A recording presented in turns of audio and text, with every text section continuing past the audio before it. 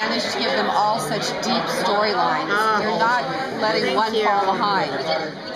It's just a big, like, those people who can, like, spin plates on sticks. But, like, I can't wait till the day it all comes crashing down and you're like, asterisk to my question. I just really love all the characters, and I think on a show that is maybe a little bit of an underdog show like ours does, I always say, like, we have, like, Game of Thrones, like, kind of veggie budget, do you know what I mean, for the entire run of our show. You really need character to be consistent and be developed and act in character. I think that's, like, my one rule. I have, like, no rules in writing.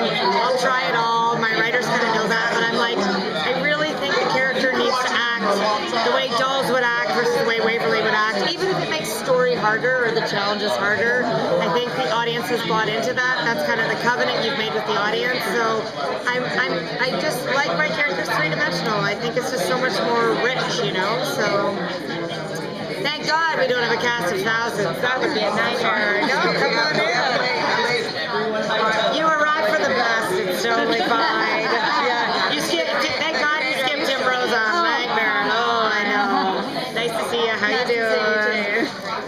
So this is probably one of the most feminist Thank you. shows out there. Thank One of the you. reasons Mary Susan cover it. Thank you. How do you approach writing? You're very much a feminist. How do you approach that as you're writing? I just trick everybody. Like, I honestly just kind of, like, threw so many female characters, and, like, Lucado just didn't have a first name, and then, like, you cast it as a woman, you just cast it as a woman. I really think Sci-Fi, the network, deserves credit. They have not once said to me, like, can you tone it down with the vagina talk? I think genre, as a rule, is really inclusive, right? Since the time of Star Trek, you know, certainly hopeful genre portrays a world that we want to live in, one that celebrates diversity and equality. So I almost think it's easier in genre to kind of comment on that stuff. And really, I didn't pull any punches. Like, when I pitched the show, I was like, I want to do a Western, but with all the traditional male characters as women. So I don't feel like I've tricked anybody. I don't know, it's just really important to me. I've never written on a show without a female protagonist. It's just kind of been my privilege in my writing life. And now I feel like it's kind of my jam. So it's working out okay. I hope, yeah. So leading up to the Game Changer episode, Yes. there's a lot of planned details. Are you Yes. dropping those as hints Oh for yeah, the fans? constantly. But also just to make Melanie Scrofano laugh her head off in the read-through, because she doesn't read the script ahead of time. So, like, she's got a good, like, dirty sense of humor. So, like, definitely the pregnant lady is gonna like a good abortion or planned joke. So, yeah, a little bit. I really though wanted to keep it a secret. So I didn't do a lot of the traditional stuff you see on shows with, like, there was no morning sickness, or, like, you know, I tried to keep it as steady as it happened, because I really wanted it to be as big a surprise for Wynonna as it was for the fans.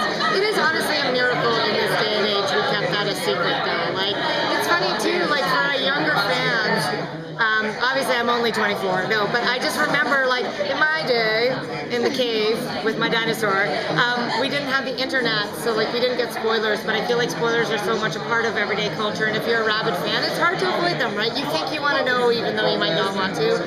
So what an amazing gift for the audience that so many of the fans were surprised. We were all in it together when we found out, and also what a testament to the cast and crew that everybody kept it quiet. Like, it just speaks to the love we have on set and the respect we have for Melanie, I think, that everybody just really took it seriously. But sure, I wanted to do it, but I didn't actually think we'd pull it off, so yeah. The decision, excuse me, to make the pregnancy progression so quick in that one episode. Oh yeah. Like, was that always the plan to get her from point A to point B? Nothing was always the plan, because once the pregnancy happened, you're like, ah! But honestly, when we did the math of how far along Belle was, we're like, and of course she still looks amazing, but we're like, she is 7 months here, so, like, she gave birth 4 days after we packed. So it was like a miracle we made it, which is also part of the reason we knew we had to incorporate the pregnancy, because we're like, she's 9 months, but this isn't a sitcom. I just can't have her holding an increasingly large series of laundry baskets, you know, like, I want her to kick some ass. So I was proud of that episode. I mean, it's a bit of a supernatural genre trick, but it was all done in good faith, and, like, if you know that trope, I hope you get that it's a little bit of a wink. So yeah, it's fun. And also, like, to be honest, just talking about the type of character Wynonna is, she's like single, she's a borderline alcoholic. Do I think she would keep the baby if she had a choice with the fate that an Earp error? No, and as a feminist show, I think that choice needs to be put on the table.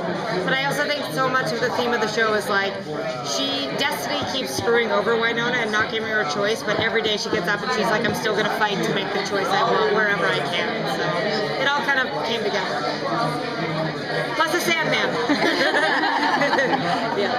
Have you thought about season 3 or are you Sure, constantly. But like if we get a season 3, I will have like a minute of elation and then like immediate panic, right? Which is like as soon as you lose that fear as a writer, you're dead. Every season, I look back at the season before and I'm like, how did past Emily do that? I don't remember how to do this. So yeah, I'll keep telling these stories as long as y'all let me. And even if you try to stop me, I'll show up at Sci-Fi's door and be like, here are the scripts. They'll be like, oh, we didn't order these. You worked on Lost Girl and you had to work around Anna's pregnancy. Yeah. Lost Girl. Did you learn any lessons from that? She was just on the train. She was. For a long time. The slight difference with Lost Girl is Anna was just pregnant in the finale, so like she wasn't showing. She had the baby between seasons, and then she just needed a bit of time at the beginning of the next season. So certainly I wasn't a stranger to working around pregnancies, but this was like the full kit and caboodle. Like, God bless Melanie, but the timing could not have been more crazy. So, I think that's the truth that you have to put your money where your mouth is. I've had 2 kids in this industry. When you cast actresses of a certain age, sometimes people want to have kids. So you just need to be prepared to honor those commitments. If you say you're a feminist, I think you have to try to figure it out. Please don't let Dom and Kat get pregnant. I'm just saying that, just in case. Yeah. Just kidding. Yeah. Challenge accepted. Can we expect any surprise pairings by the end of the season? You can, yes. and on all cliffhanger endings from here on out. It's crazy. You really brought it last night. That was nothing. That was a soft landing. Yes. Yes, I would say so. I think the cast is so strong. One of my favorite things to do is I like exploring weird relationships. I want to know what Dolls and Nicole is like, or, Doc and Nedley. I like to do it all, and the cast is so strong. I feel like that's really fun, to put 2 characters together and be like, okay, workplace, what are they like without Wynonna, and stuff like that. So, yeah. And we'll be spending a little time exploring some backstories too? Yeah, I think so. Next episode, for sure, we learn a little bit more about the Earp curse through a very interesting device.